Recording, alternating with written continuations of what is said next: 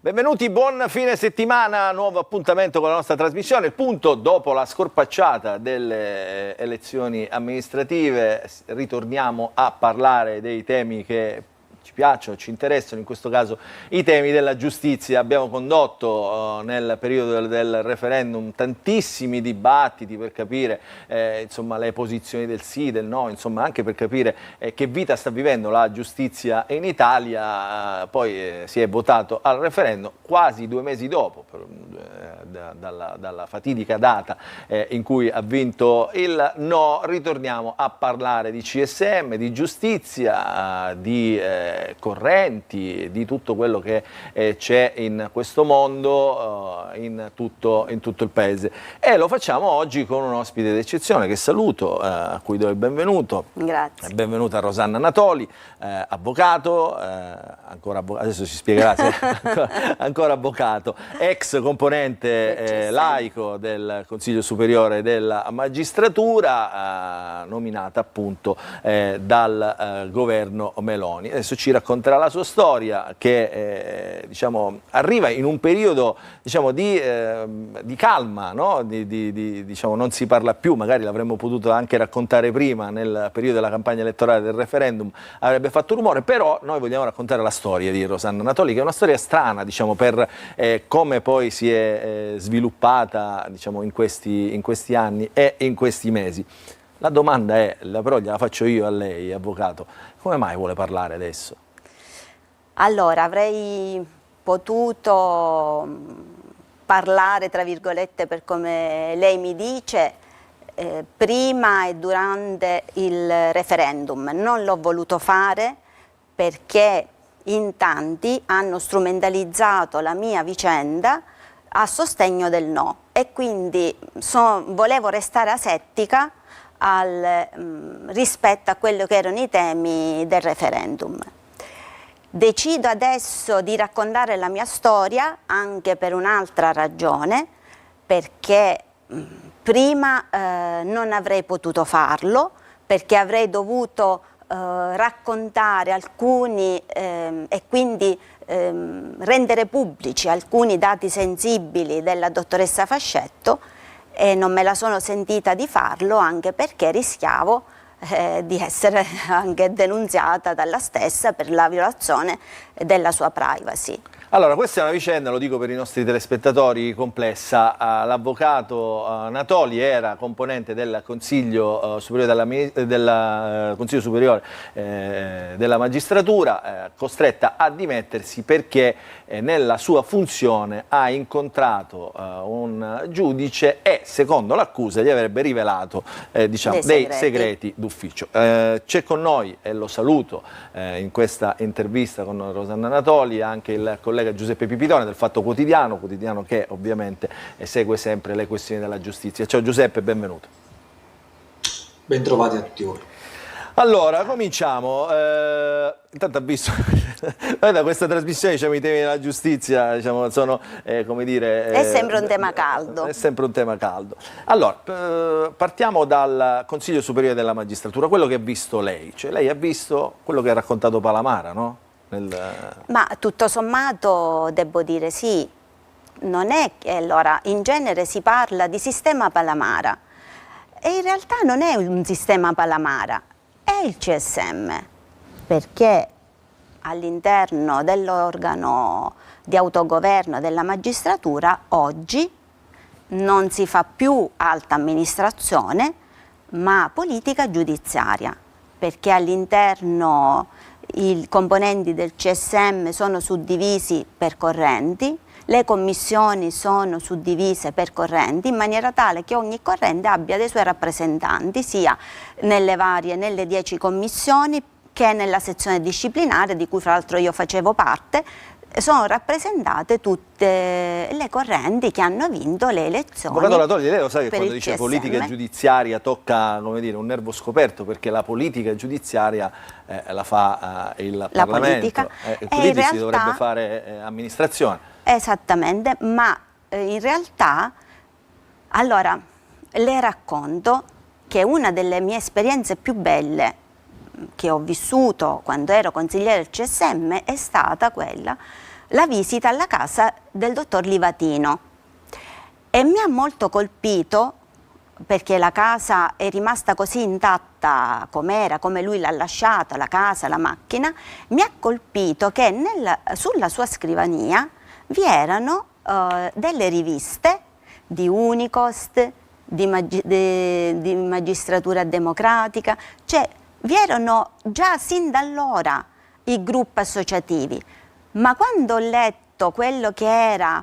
il contenuto della rivista mi sono resa conto che il gruppo associato non faceva politica forense, nel senso, come glielo dico io, di avvantaggiare negli incarichi direttivi o semidirettivi il proprio aderente, chi aderisce alla corrente, ma era una questione di ideologia, cioè i magistrati si associavano per supportare perché avevano la stessa visione del magistrato. E infatti è stato bellissimo leggere quello che erano le riviste di un tempo. Quindi, oggi purtroppo non è più così. Era come dire, un punto di vista. Un punto di vista. Invece oggi no. Oggi tu sei associato e hai una corsia preferenziale rispetto a chi non fa parte di associazioni, di correnti, nel raggiungere e nel fare carriera e raggiungere incarichi direttivi, semidirettivi, trasferimento e quant'altro. Allora, veniamo alla sua vicenda, raccontiamola brevemente per capire perché poi l'hanno cacciata dal CSM. Lei, appunto, l'accusa è di rivelazioni di segreto d'ufficio. Lei ha incontrato una giudice, la giudice Fascetto, che non avrebbe potuto, diciamo che era destinataria di un provvedimento e quindi, diciamo, lei non l'avrebbe potuta incontrare. Allora, io mi sono sempre occupata di diritto penale, sono stata una penalista, tra virgolette, puro, nel senso che non ho mai fatto altro. Quindi io non ho mai conosciuto la dottoressa Fascetto Sivillo nella mia vita professionale né nella mia vita privata, se non quando l'ho incontrata come incolpata all'interno del CSM. Perché lei faceva parte della commissione disciplinare all'interno del CSM. Perché io ero il vicepresidente della sezione disciplinare, quindi io la conoscevo, la Fascetto, perché sa benissimo qua a Catania, da via Crispi, in tribunale facevamo, gli avvocati fanno ancora la spola e vedevo lei che magari dal tribunale andava in Piazza Verga, quindi la conoscevo solo di vista, ma non avevo mai avuto il piacere di incontrarla né da un punto di vista amicale o diciamo personale né da un punto di vista professionale. Ho incontrato la prima volta la Fascetto alla prima udienza, mia prima udienza disciplinare, perché lei aveva in corso un procedimento disciplinare. E che voleva la Fascetto da lei? Però quando la dottoressa Fascetto, quando si è inquadrata la sezione disciplinare, un po' cercava di parlare con tutti perché perorava la sua causa, diceva che lei era vittima delle correnti, che gliel'aveva rivelato anche Palamara, lei l'aveva a morte con la dottoressa Cagnino, la considerava un suo acerrimo nemico, per cui cercava di incontrarti, cosa che io mi sono ben guardata dal fare, perché ero fra l'altro la relatrice del suo procedimento. Quindi, insomma, doveva tenersi alla larga. E quindi mi sono tenuta alla larga. Lei si immagini che quando c'era udienza disciplinare io non stavo mai nella mia stanza, perché avevo timore, siccome la mia stanza era attigua al plenum dove si tenevano le udienze, avevo il timore che lei venisse all'interno della mia stanza. Lei ha cercato quindi ho cercato di tenermi molto alla lontana. Noi il 25 luglio 2024, non mi posso mai dimenticare perché fra l'altro era il giorno del mio compleanno, l'abbiamo sanzionata la dottoressa Fascetto, le abbiamo applicato la sospensione dalle funzioni dello stipendio, per me quindi era una vicenda conclusa, chiusa. Io non avevo più nulla a che fare con la Fascetto Sivillo. E in quel momento, fra l'altro, lei aveva due procedimenti sospesi, quindi nel limbo, perché lei era vittima di procedimenti penali, era imputata in altri procedimenti Quindi penali. poi cosa è successo? Dopo, quando abbiamo qui chiuso, entra, diciamo, esatto, la sua... quando abbiamo chiuso il procedimento, la cosa carina è stata quella, mi hanno scaraventato 12 fascicoli perché era un processo molto corposo, perché la dottoressa faceva sempre istanze, e ho iniziato praticamente a lavorare, a studiarmi questo processo. Cosa accade? Che diversi amici, colleghi, colleghi Lions, colleghi Fidapa, che conoscevano, perché lei aveva la Fascetta aveva una vita sociale molto piena, ma anche a Paternò, cioè dove il comune dove io sono nata, Ha cercato sempre di... hanno cercata dicendomi attenzione, perché questo è importantissimo, perché non è uscita questo aspetta, non di aiutare la Fascetto a farla rientrare, a chiudere il processo penale, ma mi avevano chiesto di avere nei suoi confronti un minimo, come possiamo dire, di compassione, perché la dottoressa Fascetto aveva un cancro al cervello e aveva pochi mesi di vita e che anzi avrebbe dovuto fare un intervento chirurgico e non era certo che lei ne uscisse viva da questo intervento. Quindi diciamo, scusi se accorcio per tenere i tempi televisivi, Sì. avvocato. Quindi lei, mossa da compassione, a un certo punto, a provvedimento concluso la incontro. Incontra questo, per sentire, insomma... Solo che la mia umanità è stata ricambiata da un bel registratore, perché la dottoressa Fascetto è venuta all'incontro, che non è avvenuto al mio studio, perché tutti hanno detto al mio studio, non è avvenuta al mio studio, l'ho incontrata a casa di un collega, è venuta con un registratore e ha registrato la nostra conversazione che le devo dire, io mossa veramente dalla pietà nei confronti di questa persona, le ho parlato scendendo ai suoi livelli e dicendo quello che lei magari avrebbe voluto sentirsi dire, ma cose che non corrispondevano alla verità, perché quando tu hai un soggetto e ti si dice che sta morendo, scusami, le dai un viatico, le parli, le dai un viatico, ma solo che poi... cosa è successo qui? Perché qui questo è il nodo della vicenda. La dottoressa Fascetto, che non c'è più, diciamo, è deceduta appunto per questo male incurabile, ha registrato questa vostra conversazione. Esattamente, e l'ha tenuta nel cassetto. Per quanto tempo? Per 8 mesi. Per 8 mesi. E perché? Per più di 8 mesi, e non ne ho idea, non ne ho idea. Le dico solo che il 16 luglio del 2024, quando veniva trattato un suo procedimento disciplinare, perché lei non era più venuta alle udienze disciplinari, e le dico veramente, io ho pregato per questa donna, perché lei non veniva... Restiamo al tema, cioè restiamo lei non è più venuta alla... Quindi lei ha registrato questa, l'ha tenuta nel cassetto, e quando l'ha uscita questa registrazione? Il 16 luglio 2024 lei viene in udienza disciplinare dove venivano trattati lei aveva fatto una richiesta di revoca della sospensione cautelare e in più in un procedimento sospeso lei era stata assolta nel procedimento penale, quindi veniva per trattare il procedimento disciplinare sulla base dell'assoluzione e poi la sua revoca alla misura cautelare. Quindi lei comunque non l'avrebbe potuta incontrare perché aveva altri casi aperti. Ma io non pensavo che lei venisse più in udienza disciplinare, perché a me l'avevano data come gravemente malata. Vabbè. Allora, e quindi da qui poi insomma esce questa registrazione in questa data, che era la data per cui... Noi trattiamo il suo procedimento disciplinare collegato all'assoluzione penale e non succede nulla. Trattiamo il processo in pubblica udienza, perché tutte le udienze venivano trasmesse su Radio Radicale.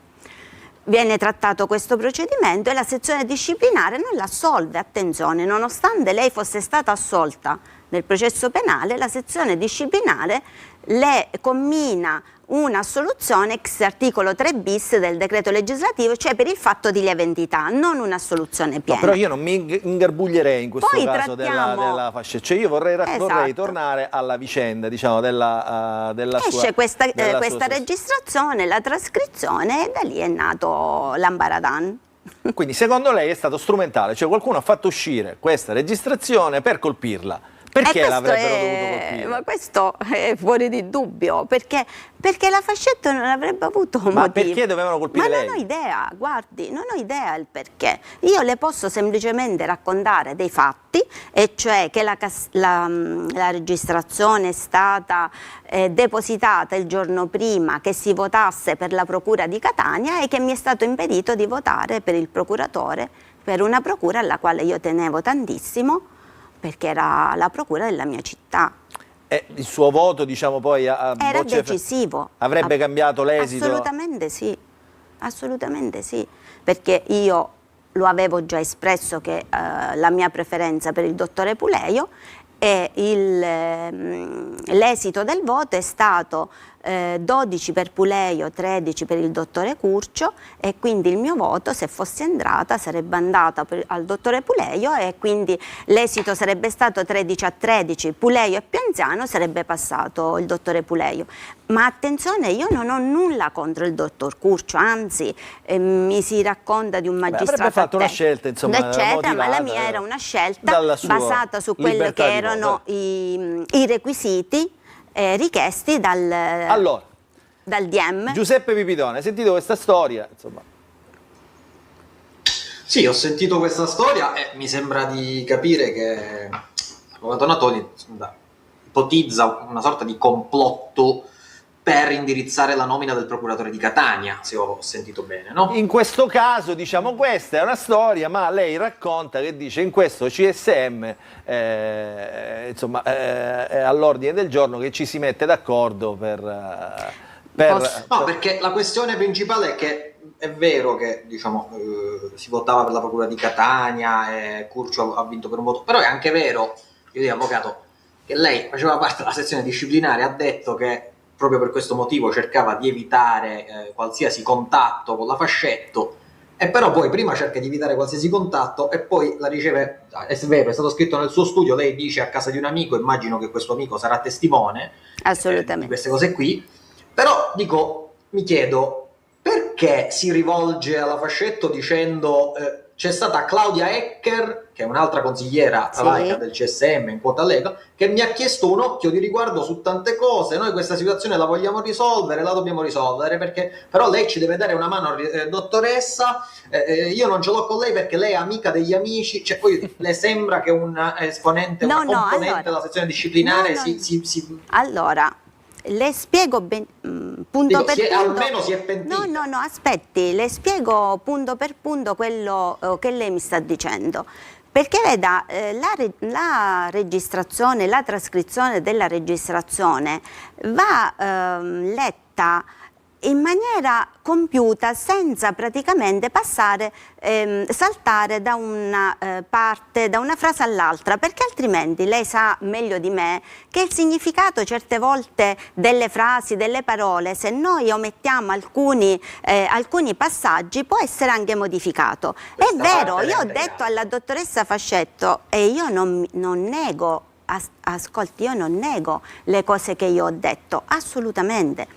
Io ho detto alla dottoressa Fascetto, non potrebbe negare. No, assolutamente, ma guardi, non l'avrei, ho un carattere un po' bruttino, non ho mai negato e ho affrontato sempre le cose che mi sono accadute e quella che è la realtà, raccontando le cose così com'è la realtà. La dottoressa Fascetto non è che lo sapevo solo io, che stava per morire, lo sapevano tutti.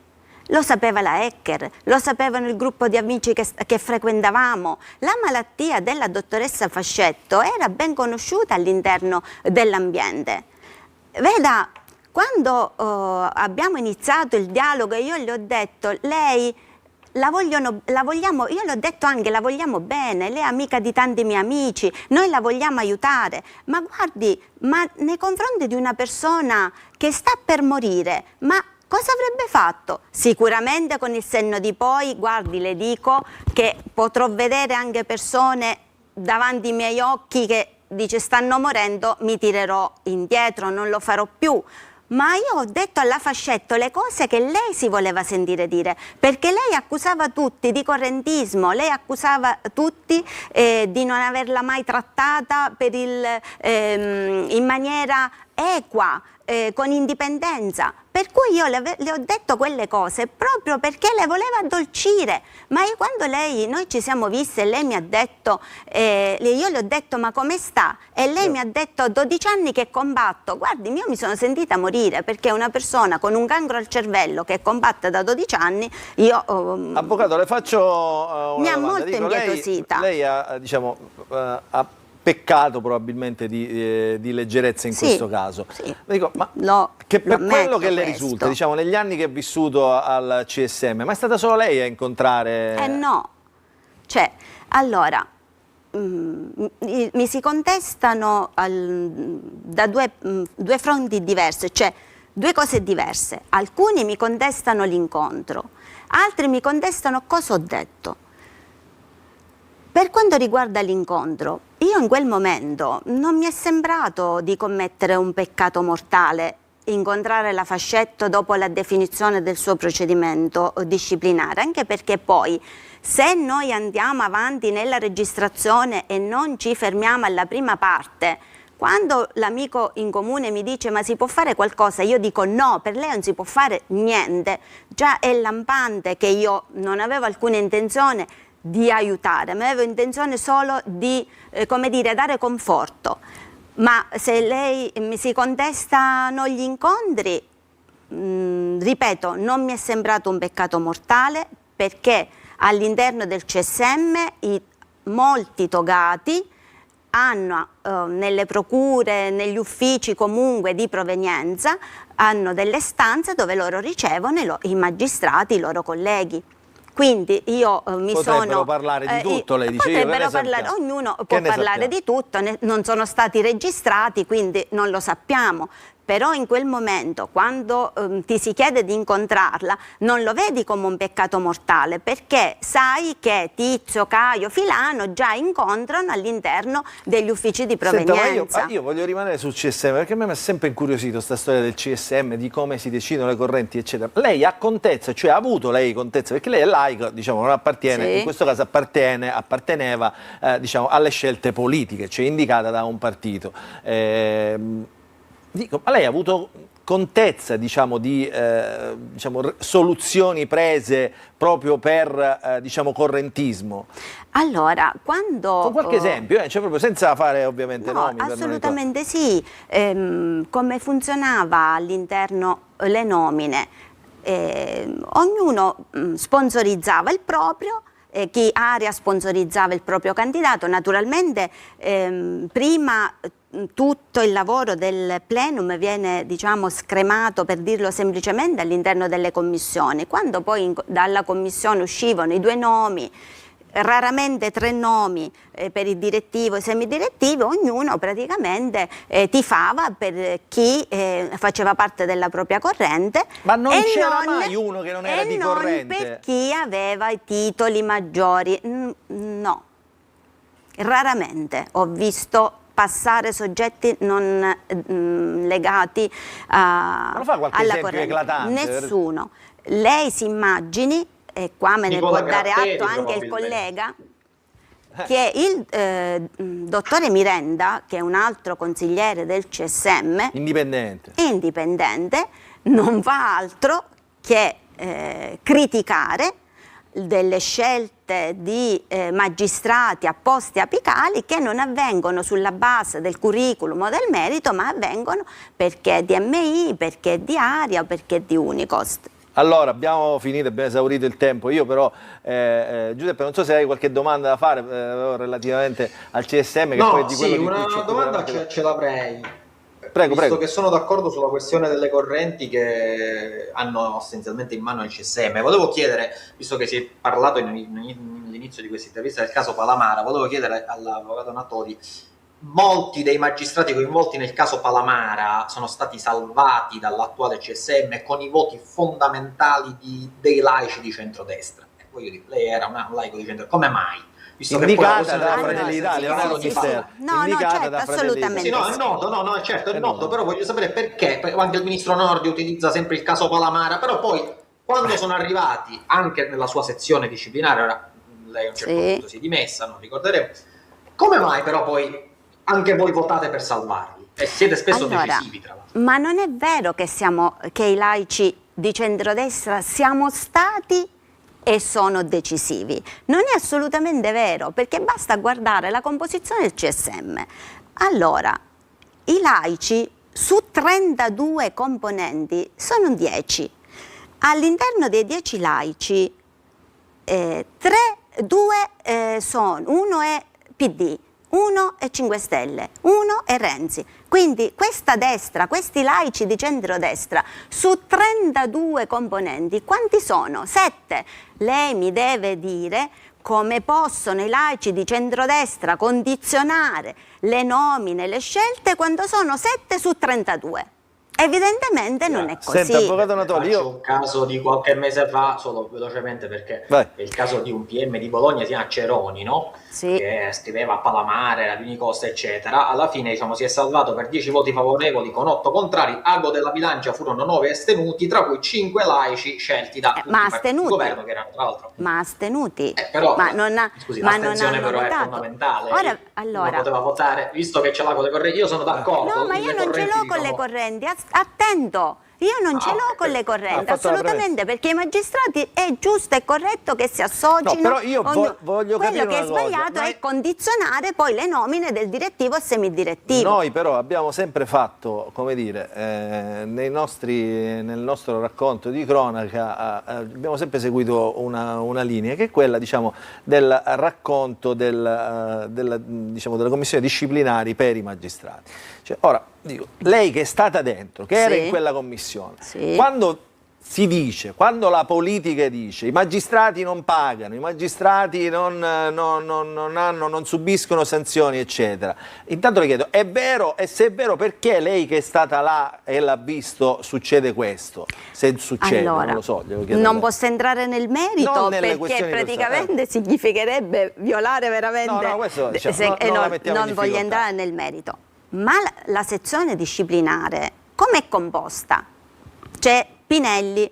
No, non mi faccia la storia. No. Io, ora non più io, ero io e Pinelli.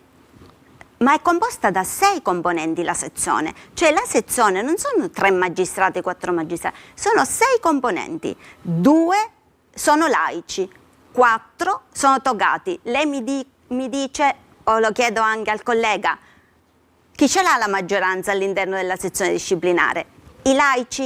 La maggioranza è sempre dei magistrati, è sempre dei togati. 4-2, cioè i laici non fingono mai. Ma questo è un'altra questione che si dice sempre.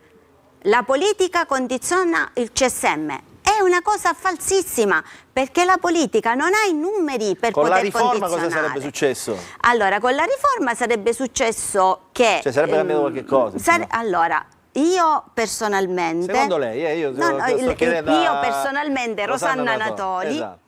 Non ho mai creduto che la riforma potesse essere la panacea di tutti i mali. Era un punto di partenza, ma non la panacea di tutti i mali, perché secondo me sono altre le riforme da fare se proprio si vogliono eliminare le correnti all'interno del CSM. La prima cosa è cambiare le nomine dei direttivi e dei semidirettivi, con un criterio che viene anche, diciamo, sponsorizzato da tanti magistrati indipendenti, che è quello dell'anzianità senza demerito. Senta, io in questa trasmissione l'ex capo di gabinetto del ministro Nordio, diciamo, durante la campagna del referendum, ha detto di voler smontare, diciamo, questo sistema, perché, e qui Giuseppe Pipitone, il collega Giuseppe Pipitone ha assistito, ha parlato di plotone di esecuzione. Forse abbiamo la famosa clip, vediamo se la riusciamo a riprendere in questo frangente. Così, Di mezzo la magistratura che sono plotoni di esecuzione. Fammi replicare. Plotoni di esecuzione. La pensa come la Bartolozzi? No, assolutamente no. Io nella mia carriera, se così lo possiamo dire, professionale, ho incontrato magistrati veramente seri, equilibrati, imparziali. Poi ho incontrato anche magistrati che avevano, tra virgolette, diciamo delle pecche, ma non possiamo dire che la magistratura è un plotone di esecuzione, ma forse non voleva neanche dirlo, e non voglio fare l'avvocato della dottoressa Bartolozzi, che lei è bravissima a difendersi da sola, però forse con un po' di enfasi voleva dire altro, e non credo che pensasse quello che ha detto. Avvocato Natoli, lei per ora è sospeso, non può esercitare per il provvedimento disciplinare, le auguro di tornare nelle aule di tribunale a breve. Non posso svolgere quella che è la mia, che è stata la mia professione. Si risolverà prima o poi questa cosa? Spero, me lo auguro. C'è un appello, risolvete. Me lo auguro, altrimenti continuerò a fare quello che faccio adesso e mi godo la mia famiglia. Allora, grazie Rosanna Natoli. Grazie a voi. Sei stato avvocato Rosanna Natoli. Giuseppe, tu resta perché tra un po' comincia il dibattito. A 2 mesi dal referendum, che cosa è cambiato nei temi della giustizia, nella gestione della giustizia? Certo che questa è una testimonianza vera di quello, diciamo, delle segrete stanze del CSM senza filtri. Dopo la sigla ritorniamo qui con gli ospiti e il dibattito.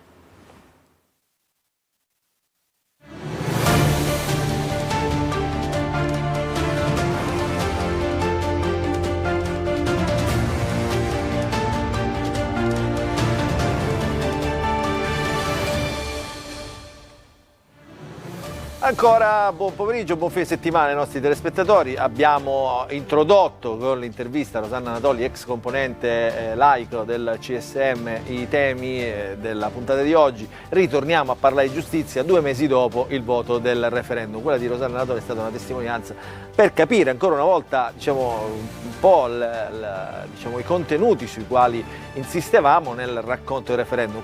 Diciamo, ascoltando le 2 campane, no? Quella del sì e quella del no, abbiamo adesso toccato davvero con mano quello che succede dentro il CSM in questa testimonianza. Allora vi presento gli ospiti del dibattito. È tornato con noi un altro componente del CSM, Felice Giuffre, componente laico del CSM, costituzionalista, professore dell'Università di Catania, il senatore Salvo Sallemi di Fratelli d'Italia, componente della Commissione Giustizia in Senato, l'avvocato Pierpaolo Montalto, segretario regionale di Sinistra Italiana, l'avvocato Tamburino che è il nuovo presidente della Camera Penale di Catania, quindi insomma rappresenta un po' una parte, diciamo, di questa giustizia in corporativismo. A proposito di avvocati penalisti, c'è con noi l'avvocata Eleonora Baratta che rappresenta anche lei un po' di un gruppo di avvocati penalisti del Tribunale di Catania, quindi racconta anche lei una voce che non è una voce univoca, ma una voce di corporativismo. E poi è rimasto con noi il collega Giuseppe Pipitone del Fatto Quotidiano, come sapete giornale che si occupa, giornale e sito che si occupano spesso ovviamente dei temi che riguardano la giustizia. Partirei proprio da Giuseppe Pipitone perché insomma riagganciandomi un po' alla testimonianza di Rosanna Natoli, no Giuseppe? Noi abbiamo dato questo titolo: a 2 mesi dal referendum, che cosa è successo nella giustizia italiana? È cambiata qualcosa oppure diciamo, lo status quo è stato preservato? Questo è il tema. La testimonianza secondo me di Rosanna Natoli, diciamo, ancora una volta ci ha detto che in questo Consiglio Superiore della Magistratura diciamo, succede qualcosa. Ma guarda, la tua possiamo dire che è una domanda doppia. Partirei, diciamo, da quello che ci ha detto Rosanna Natoli, che essenzialmente lei ha praticamente evocato, possiamo dire, una sorta di strategia dietro la sua situazione, perché ha detto essenzialmente, sì, effettivamente lei ha sbagliato a incontrare una giudice che era sotto procedimento disciplinare della sezione del CSM di cui faceva parte, però essenzialmente era tutto questo era mirato a farla fuori, perché il suo voto era fondamentale per eleggere il nuovo procuratore di Catania. Ricordiamoci che siamo nel 2024, più di 2 anni fa. Lei avrebbe votato per Puleio, in realtà poi vinse, come sappiamo tutti, Curcio per un voto. Se lei avesse votato per Puleio sarebbero stati, diciamo, pari, 13-13, Puleio più anziano, e quindi influiva sul futuro della Procura di Catania. Ricordiamo che la Procura di Catania è l'ufficio inquirente titolare delle indagini di eventuali reati commessi o in cui sono parte lesa i magistrati di Caltanissetta. Perché è importante questa cosa? Perché, come sappiamo, la Procura di Caltanissetta è la procura titolare delle indagini sulle stragi di Capaci di Viedamelio, un argomento che ancora oggi, come abbiamo visto nei giorni precedenti e successivi all'anniversario della strage di Capaci, è un argomento, diciamo, capace di provocare roventi polemiche. Hai parlato di che cosa è successo dopo il referendum. Io oggi ho scritto essenzialmente che, nonostante la vittoria del no al referendum, all'inizio, nei primi giorni, settimane, sembrava un po' che questo governo avesse capito che dopo aver perso il referendum sulla giustizia non era più il caso di metterci mano. È passato qualche giorno e in realtà, diciamo, c'è stato un ripensamento sia dal punto di vista, diciamo, apicale da Nordio, ma anche dal punto di vista parlamentare. Stamattina la Camera dei Deputati ha approvato l'ennesimo bavaglio Costa. Sono tutti di Enrico Costa, i bavagli, anche quelli che portano il nome di Marta Cartabia, ex guardasigilli, nascono dai suoi, quelli che noi definiamo emendamenti trappola, emendamenti che devono riguardare una cosa e invece poi riguardano tutt'altra cosa. Stamattina è stato approvato appunto questo obbligo di pubblicazione delle assoluzioni, delle archiviazioni e dei procedimenti con congruo spazio, una norma che in realtà nei fatti esiste già per tutta una serie di motivi. Voglio dire, succede già che i giornali siamo obbligati ovviamente a modificare e aggiornare i pezzi online e cartacei quando appunto i procedimenti vanno avanti. Quello che però ci dimostra l'approvazione di oggi è che comunque questa maggioranza sulla giustizia sembra voler continuare abbastanza dritta, diciamo, per qual è la sua linea. Da una parte c'è questo, dall'altra parte c'è il CSM, dove io vedo che in studio c'è il presidente Giuffre, che è presidente della commissione sugli incarichi direttivi del CSM, una commissione, diciamo, che ha parecchio lavoro negli ultimi tempi. Nei prossimi giorni, tra l'altro, in plenum si voteranno delle nomine a proposito di stragi fondamentali, perché sono le nomine dei procuratori aggiunti della Procura Nazionale Antimafia, e anche lì so che le cosiddette correnti, diciamo, stanno giocando un ruolo. La commissione di Giuffre ha indicato nelle scorse settimane 2 nomi, uno con 3 voti, che è quello tra l'altro dell'attuale procuratore aggiunto di Catania Sebastiano Ardita, e con un voto Eugenio Fusco, che è procuratore aggiunto a Milano. Sappiamo bene che nel 2024, su questo Giuffre mi potrà smentire o confermare, il CSM si è dato una sorta di decalogo, un regolamento per evitare di nominare ai vertici degli uffici diciamo soltanto per appartenenza correntizia, ma seguendo appunto delle regole. Questo decalogo è in vigore dal dicembre del 2024, dice chiaramente, cioè, quindi non lascia, diciamo, spazio ad arbitrio, chi deve essere preferito per fare il procuratore aggiunto della DNA tra un magistrato, attenzione, sia Fusco che Ardita, li conosciamo entrambi e sono tutti e 2 magistrati ottimi, di una eccellente preparazione. Però ovviamente Ardita si è occupato tutta la vita di mafia, è stato consigliere togato del CSM, il che vale come incarico direttivo, è stato dirigente generale del DAP, il che vale come incarico direttivo. Insomma, è evidente che se il CSM, quindi la componente togata dei magistrati, vuole, diciamo, non vuole tradire quello che è il voto popolare, perché voi ricorderete, noi oggi parliamo 2 mesi dopo il referendum, però certo. Luca, tu ti ricorderai che un mese prima del referendum il fronte del sì aveva un vantaggio nei sondaggi anche importante, enorme, fino a quando, sarà una coincidenza, fino a quando il ministro Nordio non ha deciso di scendere in campo personalmente. Sappi che sarà una coincidenza, ma da lì in poi il fronte del sì nei sondaggi ha perso terreno. Poi è arrivata, l'hai citata prima, la dottoressa Bartorozzi, che proprio da te, diciamo, ha dato una svolta sicuramente alla campagna elettorale e sicuramente alla sua carriera, visto che dopo pochi giorni è stata costretta alle dimissioni. Ricorderei anche il caso del Mastro, perché è un sottosegretario della giustizia che diciamo, costretto alle dimissioni in 5 giorni per la storia. È poco elegante autocitarsi, però oggettivamente l'abbiamo tirata fuori noi, quella di Del Mastro. Insomma, c'è stato un voto popolare. Io credo che i magistrati hanno anche una responsabilità dal punto di vista dell'autogoverno, cioè quindi è stata quindi, diciamo, in un certo modo. In estrema sintesi, secondo te, dice, c'erano date delle linee, c'erano date una linea guida, diciamo, anche di comportamento, diciamo, di trasparenza. Sembra che tutto questo, insomma... Va sempre sottolineata una cosa, perché mi collego all'intervista di poco fa della dottoressa Anatoli.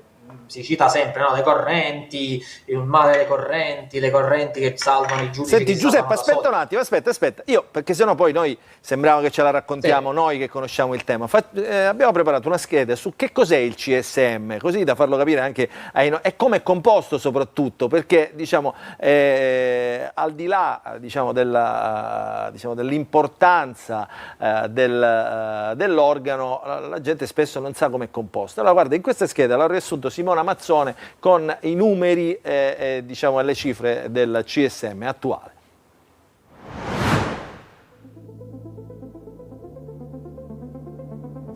Non è un tribunale, eppure è il luogo simbolo della giustizia italiana. Il Consiglio Superiore della Magistratura, per tutti il CSM, fondato da Giovanni Giolitti nel 1906, è l'organo di autogoverno dei magistrati. La sua missione, scritta nella Costituzione, è garantire che i giudici siano autonomi e indipendenti da ogni altro potere, specialmente da quello politico. Un tasto dolente quello del cosiddetto correntismo, perché in realtà da fazioni politiche è composto. Ecco la Bartolozzi, ex capo di gabinetto di Nordio, cosa sosteneva a Il Punto. Sono magistrato e quindi lo posso dire con cognizione di causa. Non sono mai stata iscritta ad una corrente, ma posso certificare che ad oggi tutti i magistrati che ricoprono incarichi semidirettivi o direttivi, tutti i magistrati che stanno seduti al CSM, tranne il collega Miranda che è un indipendente, tutti i magistrati che stanno seduti all'ANM sono frutto delle correnti. Ma il CSM come è strutturato? Tutto ciò che riguarda la vita professionale di un magistrato, dalle assunzioni tramite concorso alle promozioni, dai trasferimenti fino alle sanzioni disciplinari, viene deciso qui. Lo presiede Sergio Mattarella, attuale Presidente della Repubblica. L'ultima elezione del CSM, in carica per 4 anni, eccetto per i membri di diritto, risale al settembre del 2022, quindi quello attuale è in scadenza.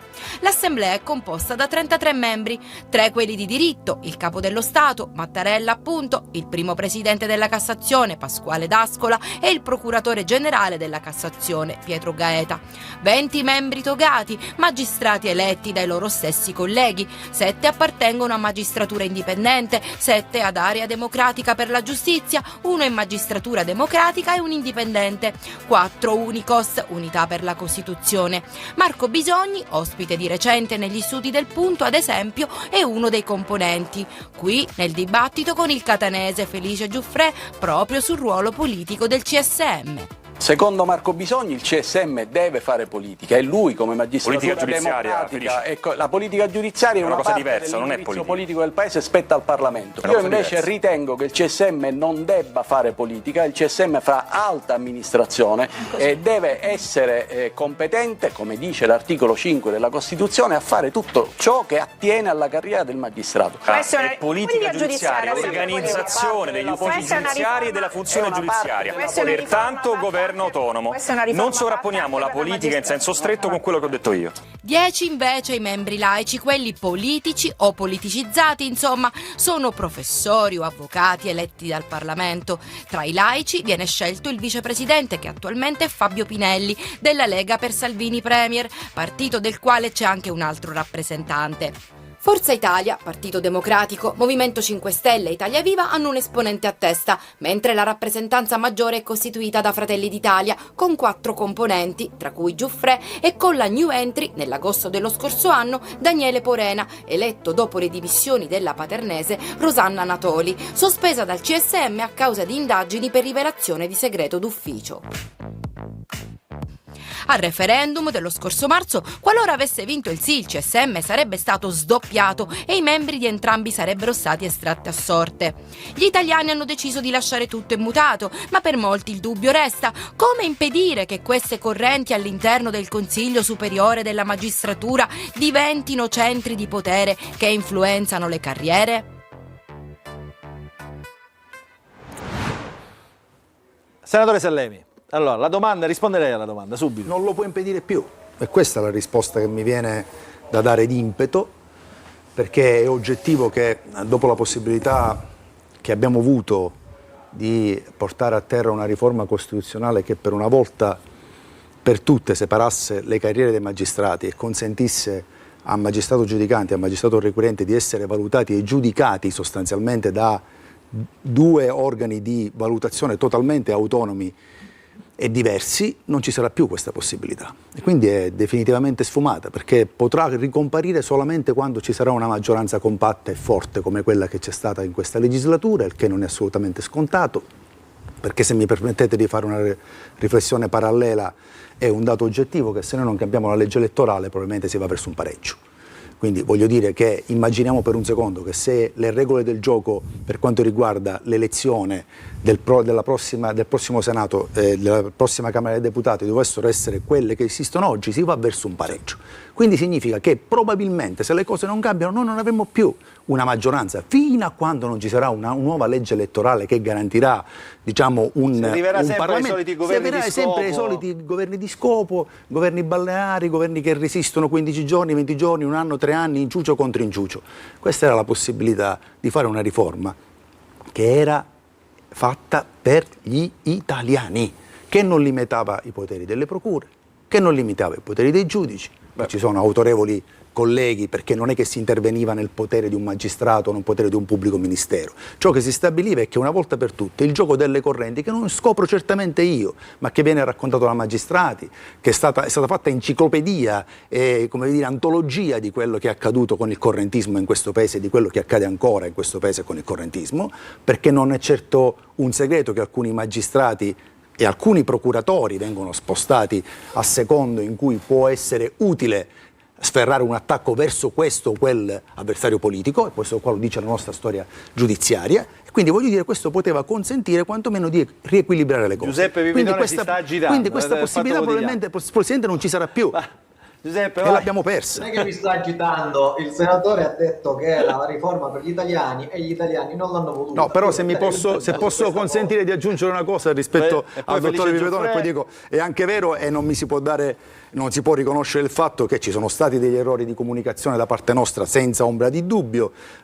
Alcune contingenze che sono accadute anche in questo studio hanno consentito, a mio avviso, di estremizzare, diciamo, alcune tematiche. Diamo onore al merito di alcune cose. Però voglio dire, in quel no, permettetemi di dire che valeva 2 milioni di voti, perché noi ne abbiamo presi 12 milioni e 400 e 14 milioni e 475 circa sono stati i no. Voglio dire, c'era tutto in quel no, c'era il caro energia, ci avete messo la Palestina, ci avete messo tutto quello che no, è vero, perché se voi guardate quello che accade oggi in proporzione a 2 mesi fa, che dovevamo noi cadere l'indomani mattina, il governo ha recuperato, il trend di crescita dei partiti di maggioranza hanno recuperato, e quindi voglio dire che l'effetto referendum non si è contratto. Prego, professor Giuffre. Il dottore Pipitone ha fatto una relazione introduttiva, non un semplice intervento. Ha toccato almeno 3 punti che meritano una considerazione, almeno per quel che mi riguarda.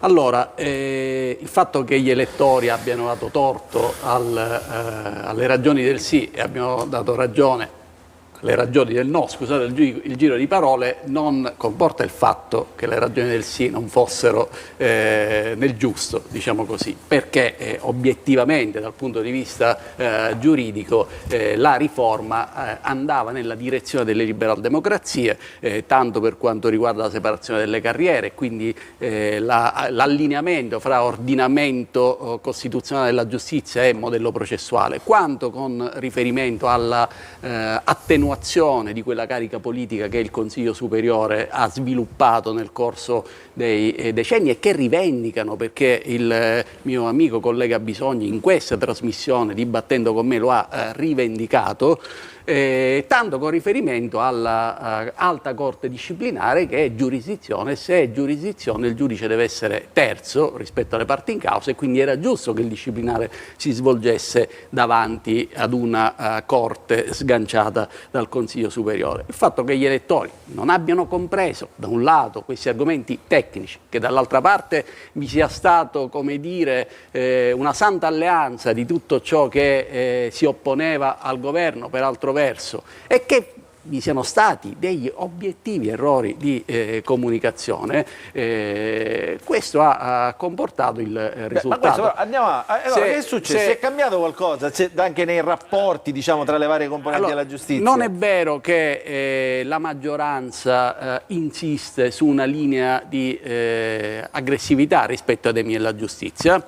Questo è stato l'errore che molti di noi non hanno fatto, molti di noi politici e non, che però diciamo, giocavamo la partita per il sì, e tanto non è vero che il ministro Nordio, nonostante alcuni esponenti politici di Forza Italia lo abbiano sostenuto, ha detto che la riforma della responsabilità civile non è all'ordine del giorno, e che il riferimento che faceva il dottore Pipitone al cosiddetto bavaglio è oggetto di un documento di indirizzo che approveremo nel prossimo plenum del Consiglio Superiore, cioè mercoledì prossimo, approvato da tutti i gruppi consiliari, tutti togati, Magistratura Democratica, Area, Unicost, Magistratura Indipendente e i laici, che prevede delle cose ben precise. Se una procura, sia pure con le restrizioni previste dalla normativa ordinaria più recente, decide di fare una conferenza stampa, cioè di mettere in piazza le ragioni di un'accusa che poi viene smentita in sede di indagini preliminari, in sede di udienza preliminare o in sede di dibattimento, per la tutela di un diritto fondamentale delle persone, cioè la dignità, la reputazione, è giusto che quella stessa procura con gli stessi mezzi smentisca quello che ha diffuso con la stampa. Perché? Perché vi è una evidente asimmetria delle forze in campo. Una cosa è la forza comunicativa di un procuratore che se ne va alla televisione e quindi mobilita la stampa, altra cosa è la forza comunicativa di un cittadino che prima riceve un'accusa e poi viene assolto, comunque si dimostra che le accuse che gli erano state mosse erano infondate. Quindi questo è un principio di civiltà sostenuto da alcune forze parlamentari, ma sostenuto a 360 gradi dal Consiglio Superiore della Magistratura. La commissione competente, la settima, ha approvato all'unanimità il documento che andremo ad approvare in plenum fra qualche settimana. Ripeto, all'unanimità, da Magistratura Democratica, cioè la sinistra giudiziaria con Area, Unicost, centrosinistra, Magistratura Indipendente, destra, e laici di destra e di sinistra, proprio perché è un principio di civiltà che attiene alla tutela della dignità della persona. E questo è il primo punto. Allora, Giuseppe Pipitone... Secondo punto, scusami. Andiamo uno per volta. No, ci sono due... perché devo andare solo in pubblicità. Ci sono altre due cose importanti.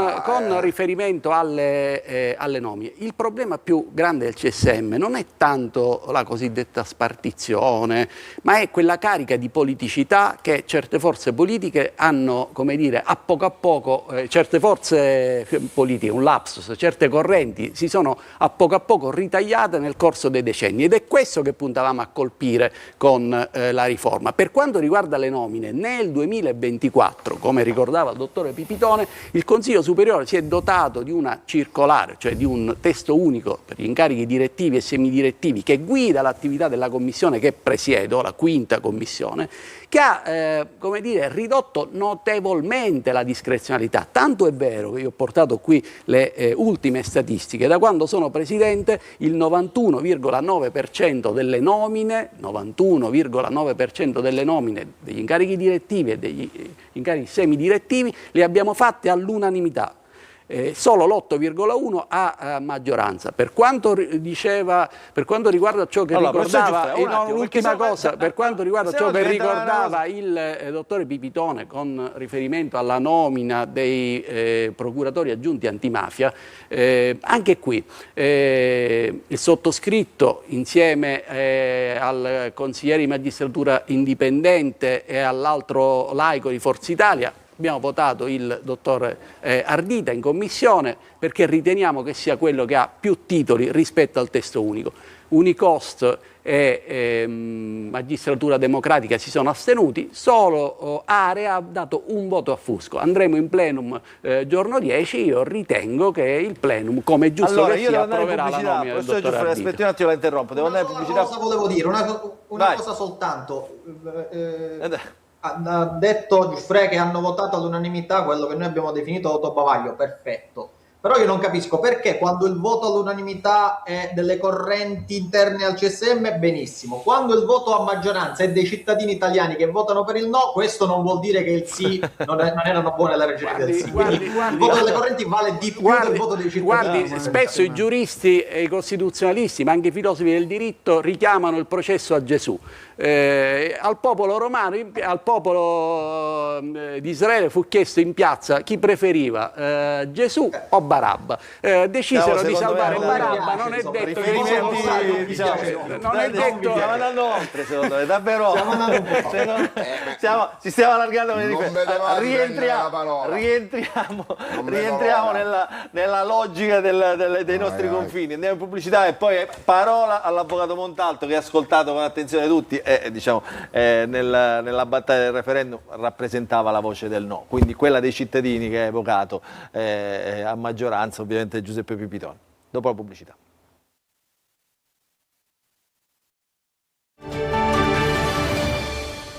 Rientriamo in diretta. Nel frattempo io saluto il collega Giuseppe Pipitone, che è dovuto tornare ovviamente, eccolo qua, c'è ancora, ciao Giuseppe, lo saluto, deve rientrare ovviamente in redazione. Avvocato Montalto, allora ha sentito un po', siamo arrivati fino a Gesù di Nazareth. Siamo spinti, anche sulla sfiducia del popolo con origini bibliche. Io credo che la gente poi quando decida vada sempre e comunque rispettata, sia qualsiasi cosa sceglie. E io credo, sì, no, per carità, io credo però una cosa, che è vera una cosa che è stata detta prima, è vero che dentro questo referendum ci sono finite tante cose, verissimo. Ma se è vero questo, è perché questo referendum però ci ha dato un'indicazione, che poi parla a tutta la politica. Il popolo italiano, tra la magistratura italiana e la politica italiana, secondo me ha scelto di avere più fiducia e ha dimostrato di avere più fiducia nella magistratura italiana.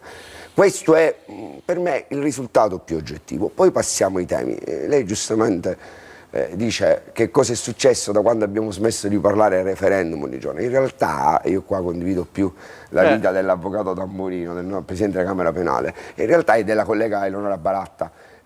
Il discorso qual è? Che di giustizia noi abbiamo continuato a parlare ogni giorno e ci siamo resi conto di quanto fosse lontano dai temi della giustizia quel referendum, indipendentemente dalla posizione sì o no. Domani, dalla realtà. Domani sciopereranno gli stenotipisti trascrittori, io spero di essere in piazza con loro. Ancora adesso noi celebriamo procedimenti per reati che secondo me hanno perso qualsiasi disvalore penale e che continuano invece ad arricchire le mafie, lo dicevo prima, penso che la cannabis possa essere legalizzata per principio di civiltà, visto che è successo in tante parti del mondo. Giuridica, no, mi faccia finire però, la prego, ti prego. La civiltà ci sta che dobbiamo regalare i soldi alle mafie che in questa città si arricchiscono anche grazie ad una cosa, vendendo una cosa che in tutta Europa è legale. No, la legalità dei paesi molto più civili e democratici del nostro. No, però mi devi fare finire, caro, perché non ti ho interrotto mai. Allora fammi finire. Io ho fatto un esempio. Ancora adesso ci sono tanti detenuti privi di un'assistenza adeguata all'interno delle carceri. Ancora adesso il carcere di San Cataldo c'è un mio assistito che dorma con 14 persone in una stanza. E il carcere di Trapani, dove è finito il mio assistito, io temo perché è diventato un lager. E tutte le dinamiche mal affrontate nelle riforme che secondo me hanno portato tutte qualche piccolo disastro, e secondo me poi, ti ripeto, sui temi conoscete che posizione ho avuto su no, sono rimasti là.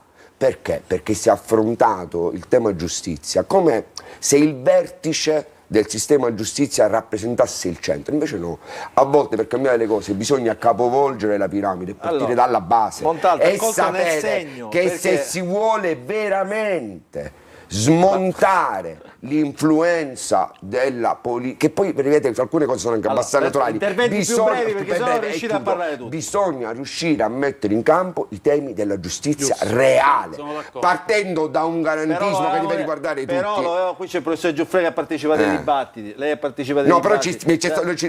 Quando ce lo siamo detti, però su questo ditemi, ecco, però siccome rispetto al fronte del no, noi abbiamo rivendicato dal primo secondo il fatto che questo referendum non affrontava i veri temi della giustizia e che avremmo potuto confrontarci in alta sede su temi giuridici posti bene. Quello che è successo in questo mese è che ci siamo confrontati con una realtà giuridica rispetto alla quale nulla è cambiato, perché i veri problemi non sono stati affrontati e abbiamo spostato il dibattito su un tema volutamente lontano dai cittadini, perché quel referendum che anziché occuparsi di giustizia è diventato una resa dei conti tra i potenti della politica contro la magistratura. Dei dati?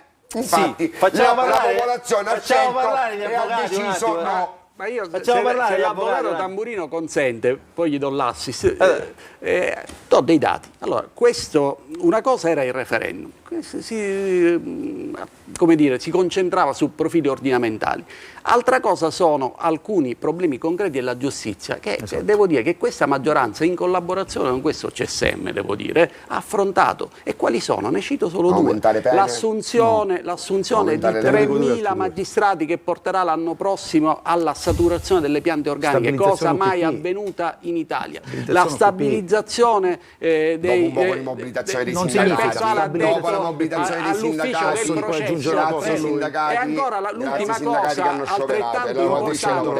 cosa altrettanto importante, l'abbattimento dei tempi dei processi civili e penali nella logica del PNRR attraverso un'attività di collaborazione stretta fra il Ministero della Giustizia e il Consiglio Superiore della Magistratura. Abbiamo conseguito 3 risultati importantissimi, quindi sono 2 piani distinti. Il fatto che si è sostenuta una riforma giusta non comporta che non si sia anche agito su un altro piano, risolvendo alcuni problemi reali che toccano la vita dei cittadini. Ovviamente permettermi di aggiungere volevo aggiungere delle cose in più rispetto a quello che diceva il professore Giuffre. Gli avvocati penalisti stanno scioperando. Sciopero pure io.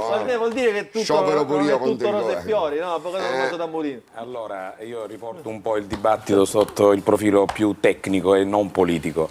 Io rappresento, diciamo, il punto di vista degli avvocati penalisti. Noi ovviamente usciamo sconfitti dal referendum perché la stragrande maggioranza degli avvocati penalisti, non tutti, ma la stragrande maggioranza la parte degli scritta a Camera Penale, avvocato penalista con dignità, anzi come tutti gli altri ho votato no, per le mie ragioni. La stragrande maggioranza ha votato sì, e quindi usciamo sconfitti da questo referendum. Però io, che sono un inguaribile ottimista, vedo anche aspetti positivi in questa vittoria del no, perché 12 milioni di italiani comunque hanno votato per il sì, e questi 12 milioni di italiani hanno espresso un voto che purtroppo deve essere letto come un voto contro la magistratura, di sfiducia nei confronti della magistratura, di necessità di modificare un sistema che in questo momento non funziona. E questo tipo di pressione dell'opinione pubblica non può fare altro che bene, tant'è vero che all'ultima assemblea generale di ANM del 16 maggio l'ANM ha votato un provvedimento che non fa altro che, come dire, aderire alle preoccupazioni che l'Unione Camere Penali ha sempre posto negli ultimi anni, cioè che il problema della magistratura è il carrierismo, il correntismo, il problema della progressione di carriera fondato spesso non su meriti ma su raccomandazioni, quindi che all'interno della stessa magistratura i magistrati capiscano che c'è un problema e che deve essere risolto è un grandissimo risultato. L'ha detto la NM, questo precisiamo, ai suoi, invece è un passo avanti. Prima del referendum sarebbe stata una cosa impossibile.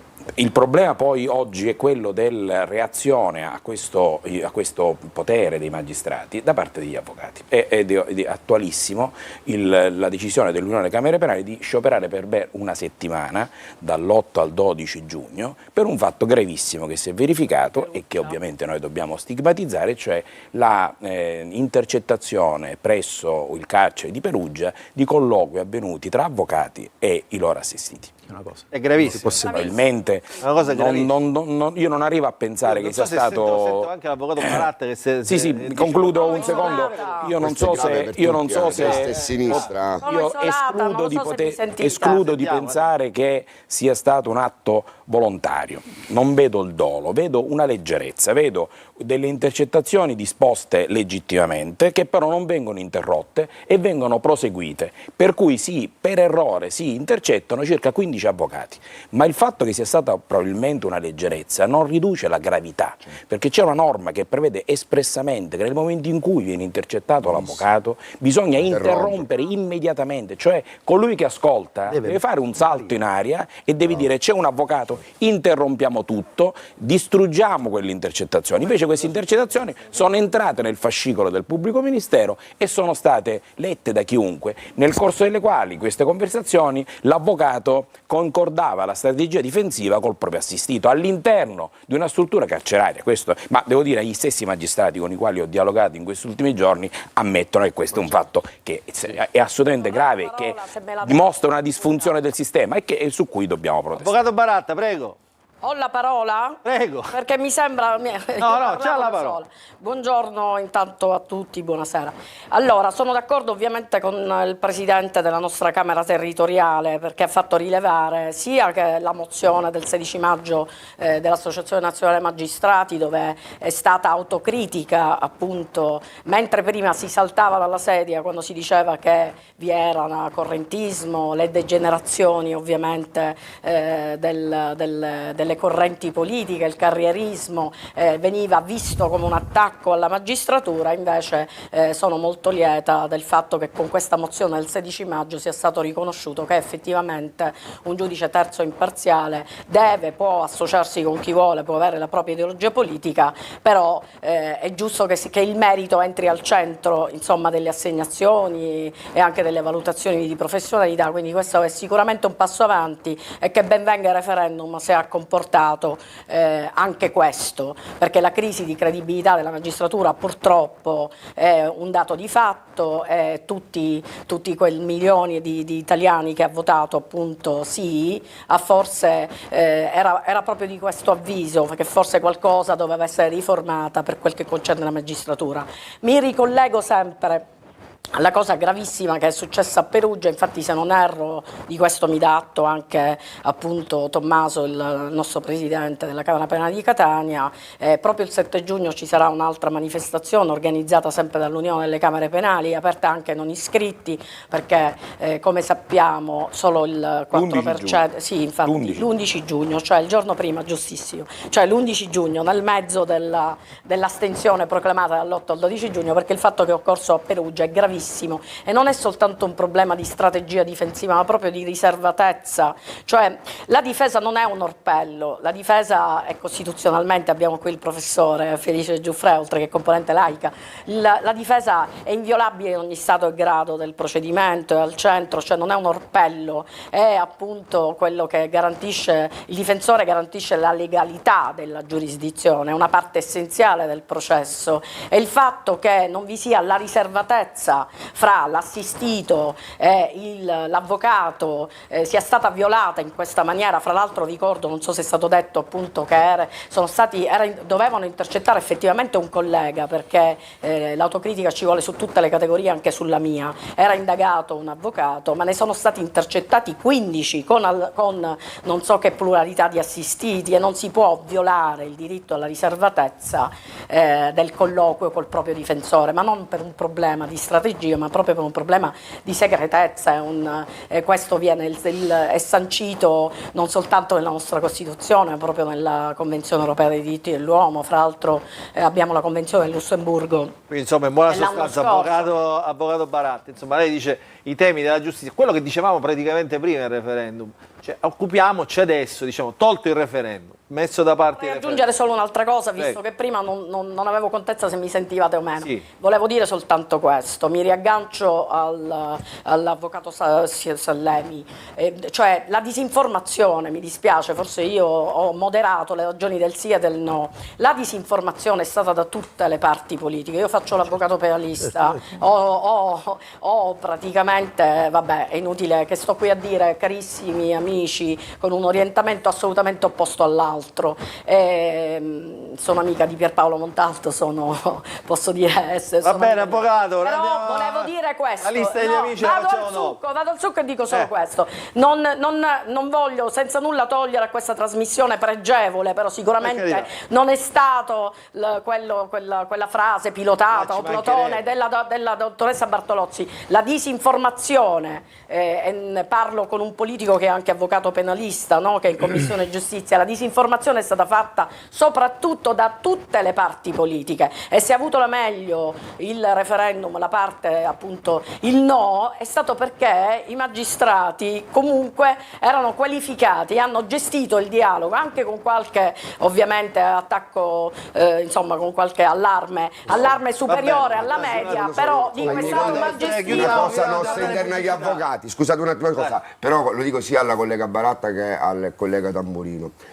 Vero che la politica ha fatto disinformazione, però permettetemi, guardate che io, oltre sono andato in televisione a parlare per il no, credo di aver parlato prima da avvocato e poi dopo da politico, quindi ve lo dico con la massima serenità, io proprio da avvocato sono ancora giuridicamente convinto che abbiamo fatto bene a votare no. Non diamo per assodato il fatto che tutti i colleghi, la prevalenza la minoranza, degli avvocati, la prevalenza, era sì, ok, è innegabile, però collega Baratta, che noi siamo anche cari amici, cerchiamo di dare anche un minimo di credibilità giuridica, non è che la gente ha votato no perché è disinformata, perché a tutta la gente che mi ha chiesto, io che devo dato delle informazioni, prima giuridiche e poi politiche. È stato detto poi che non le condividete è un altro paio di mani, ma io ci può essere Presidente del Consiglio dell'Ordine, Camere penali e avvocati di 50 anni, professori, io sono convinto che proprio da avvocato giuridicamente avevamo ragione quelli che abbiamo votato. Posso dire? No, ve lo voglio dire chiaramente, non vorrei che passasse il meccanismo che avvocati che abbiamo votato noi l'abbiamo fatto. Poi Sallemi, perché voglio sapere io lo sono, ma buoni tutti, devo andare in pubblicità, poi Sallemi. E poi voglio dire una cosa io, rasserena.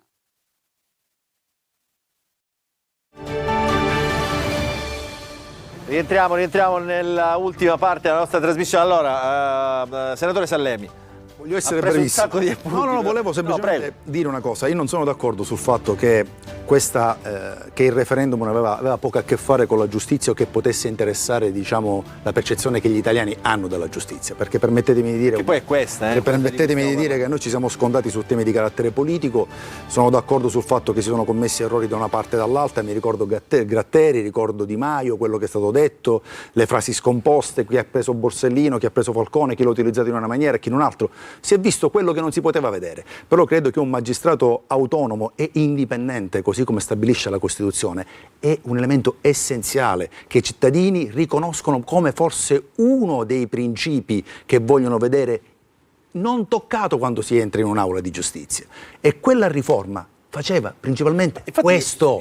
Permettetemi di dirlo. Secondo me questa storia delle correnti fa più male a quella maggioranza di non iscritti alle correnti che a quelli. Io mi sono confrontato con magistrati che erano per il sì e con magistrati che erano chiaramente per il no. E vi posso garantire che la gente voleva capire cosa c'era realmente in questa riforma. Poi c'è stato lo scontro politico, che è un'altra cosa, ma voglio aggiungere delle cose importanti su quello che ha detto il professore Giuffrè. Oltre alla stabilizzazione degli UPP, che non sono stati ottenuti grazie al lavoro dei sindacati, sono l'ufficio per il processo. Erano 12.700 persone che, grazie all'Europa e ai fondi del PNRR, erano state assunte a tempo determinato per svolgere un'attività di supporto all'interno dei tribunali.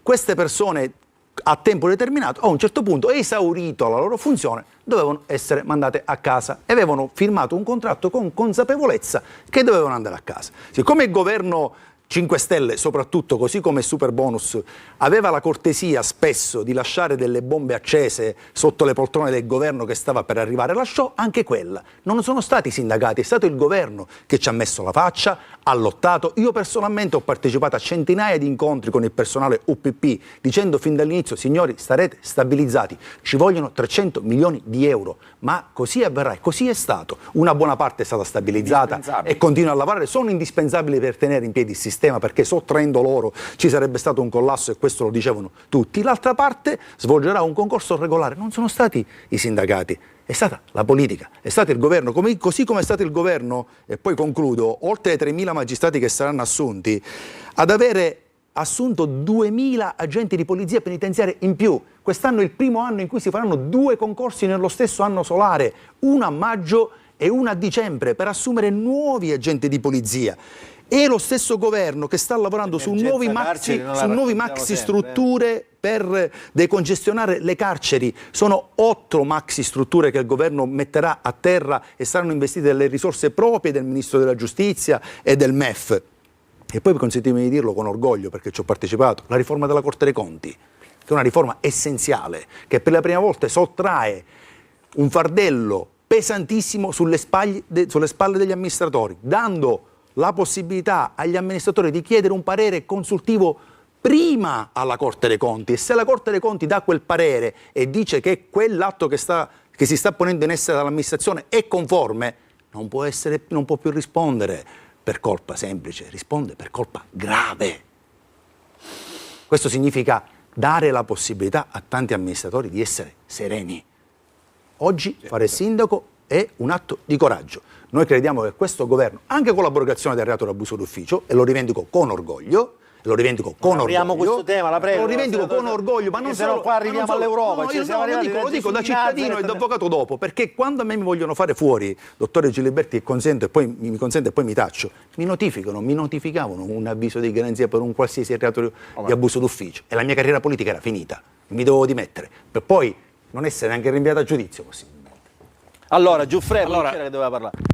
Io e poi chiudo io con i colleghi. Io volevo chiudere. L'avvocato Baratta che facciamo? Per me potete. Il tempo è quello che vedete là, nel monitor. Volevo chiudere il mio intervento con lo sguardo al futuro, riprendendo un po' quello che aveva detto l'avvocato Montalto e quello che aveva detto il senatore avvocato Sallemi, nel senso che se una cosa ci deve insegnare questo referendum è il conflitto aspro che si è determinato, è che noi tutti dobbiamo operare per ristabilire rapporti di serenità fra tutti i protagonisti del sistema giustizia. È quello che sta facendo il Consiglio Superiore, è quello che sta facendo la maggioranza parlamentare, ed è quello che ha percepito anche l'Associazione Nazionale Magistrati, lo devo riconoscere, con i suoi ultimi documenti col presidente Tango, nel momento in cui sostanzialmente ha invitato ad una moderazione, perché il clima che si è determinato durante la campagna referendaria,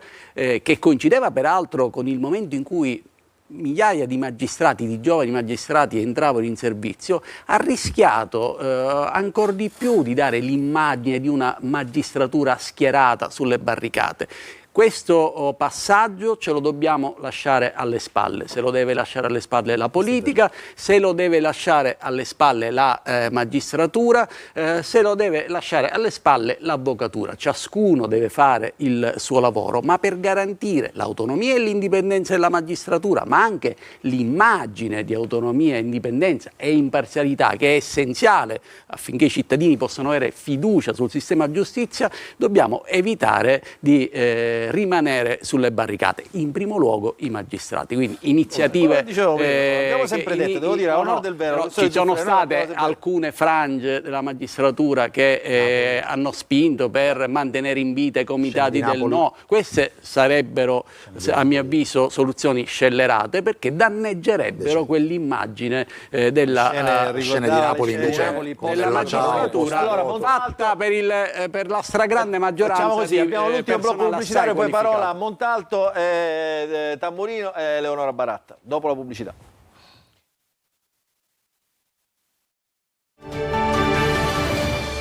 Rientriamo. Allora, abbiamo 2 minuti. Avvocato Montalto, sempre per chiudere la questione giustizia. Fa bene il senatore Salemi a rivendicare un provvedimento giusto alla separazione di UPP perché sono necessari, però io ho preso quella notizia in un presidio delle lavoratrici e dei lavoratori.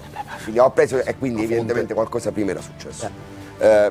Io dico un'altra cosa, risposta velocemente e poi chiudo con una cosa importante secondo me. È vero, ci sono tante cose, però io credo che l'emergenza rispetto all'abrogazione del reato dell'abuso d'ufficio sia stata quello del fatto di episodi come Cuffaro che dopo una condanna a 7 anni per favoreggiamento fa un nuovo patteggiamento nuovo per corruzione. Quindi io credo che la politica ha tolto molto alla giustizia piuttosto che al contrario. Ma vado avanti. Chiudo dicendo una cosa, perché invertire la piramide?